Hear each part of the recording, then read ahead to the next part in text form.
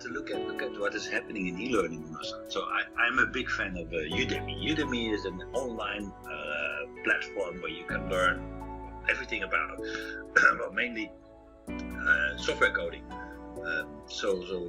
If whatever you want to learn, you can pick it up there, and it only costs you, like, seriously, I think most courses that I bought were only like 10, 20, 30, maybe $40. So you can actually, you have an entire program from A to Z with online documentation. With you can see it on video. Somebody's teaching you, going step by step. And if you have questions, you can actually ask the instructor, and you will not get immediate answer, but quite quickly. So I can study wherever I am, whenever I want. Plus, the cost is significantly lower than I would have to go somewhere and talk to somebody. So what also is happening is, if I look at how many people take this course, you can say, okay, that's very low price. How can they survive? But there are courses where there are even close to 100,000 students take the course. They all pay $20. 100,000 people, $2 million. Now, where do you find a school where somebody just records it once, spends maybe a month, 2 months, and make $2 million? $10 or $20 for what? 1 unit? So, for example, I want to learn Python programming or Java programming. Oh, okay. So there's an entire course that will take you from the basic to becoming somebody who can write Java code. Or there is, for all kinds of things, how to write your own computer game or things like that. So there's a lot of these courses available. And it's all recorded, but you can chat with your fellow students. People who have problems, they can ask questions, and other students can weigh in. Oh, this is how you can solve this, or we're having a problem here. Can you help me? Or the teacher is weighing in. But some of these courses are very, very successful. You get a good feedback. You can make a lot of money. But of course, there are also a lot of courses where people simply don't come. But the prices are under a big pressure. But this kind of e-learning, look at us. Takaisan is in Vietnam. We are doing this completely online. It's very convenient. Costs are near zero. That's right. And Stanford, you need to pay annual fee about $70,000 US, right?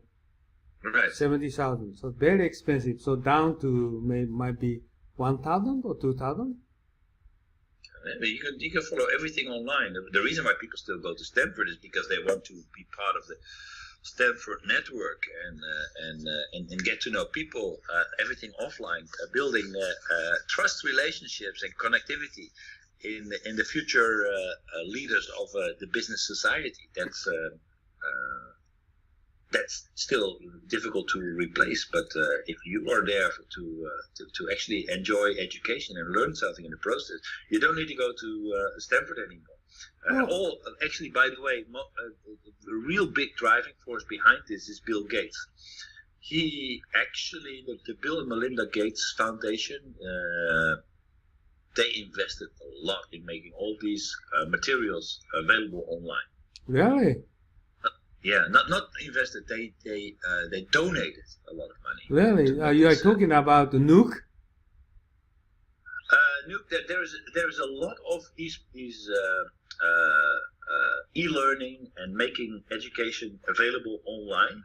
These platforms that are all sponsored by the Bill and Melinda Gates Foundation. Oh, really? I tried to take one class, and that was negotiation skill. Okay.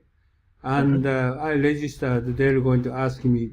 By the way, they asked me to read 4 books before taking lecture. 4 books. Oh my God. Oh my God! This is impossible for the working people. This is impossible. And then they're going to start, lectures, and they're going to write the summary of the content of books, and they're going to need to review or something like that.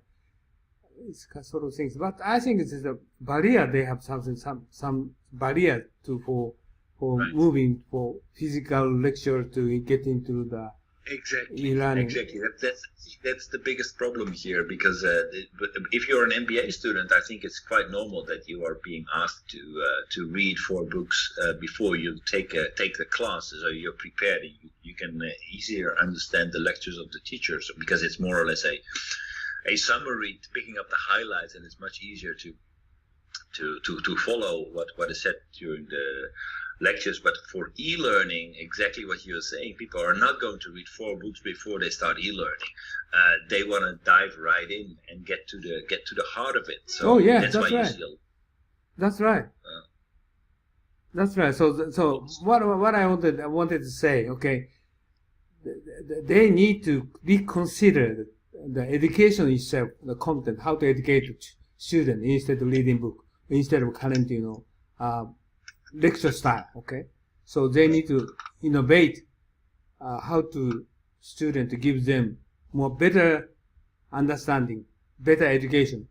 This should be done. Otherwise, not only technology, they cannot improve the switching from physical education to virtual education. This is my issue. This kind of sort of thing, what you said is the same. Like Amazon or Yodobashi Camera is the same. How to change customer attitude? This is a very big issue instead of technology. Yeah. Right? Yeah. So my Yeah. feeling for e-learning is some big obstacle for the student, for audience, still current now. Okay, like Nuke or some organization, every day they're going to send in notification, what kind of material, what kind of information we're going to release. You need to pay for this for $5 for each kind of article, so forth. But I think they should need to improve how to do this. Right. But what especially sticks with me is what you say about the changing the people. So I come from the ERP field. Yeah, this why I made comment for this, because we are discussing about technology revolution or technology reformation, innovation, whatever. But this is a major concern. Is I think we need to turn back to 100 years ago, hose to combustion or steam engine. At that time, they need social community revolution, or how to change their mind. This is a big issue. This is the same thing will going to be happening, because if we seriously consider, we try to focus on IT society, IT world.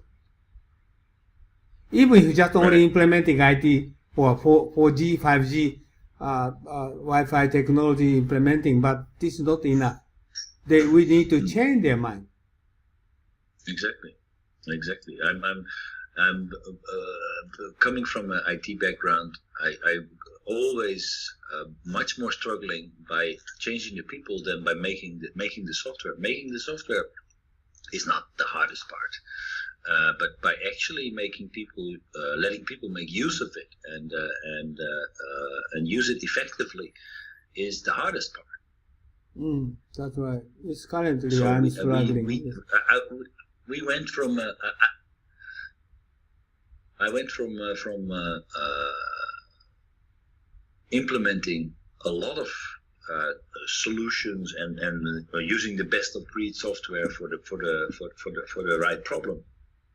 I actually changed my mind and completely made everything integrated from within one platform, because it's impossible if you're working with people across the world to have to work together if you have to use different tools for different problems, because people, they are not so flexible as to say, okay, I understand now, we need to do this and I need to do that. People just don't do it. They're just gonna go back and focus on their work and use pieces of paper or just do whatever they were doing before.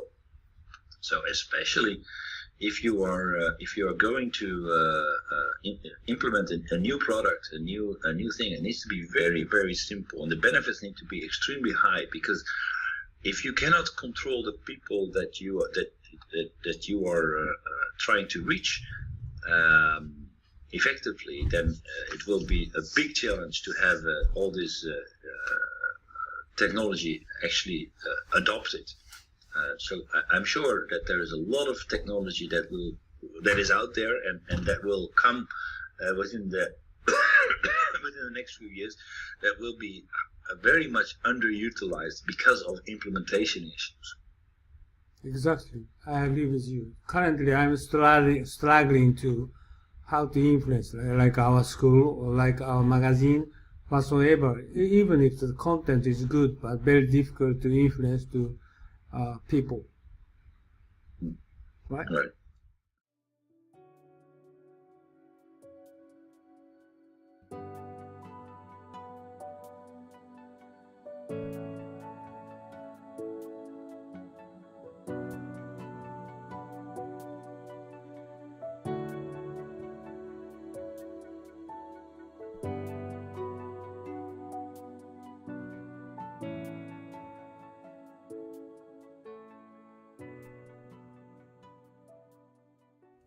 はい、皆さんこんにちは、雲野です。今日はですね、雲野塾の研修のプログラムをご紹介したいと思います。で、こういうふうなホームページありますけれども、ぜひですね、一度中身をご覧になっていただきたいと思います。今日は VCube さんのスタジオに来て、この収録をしておりますので、中身はこういうふうになってて、今最近ホットなね、グローバルリーダーの定義など書いてあります。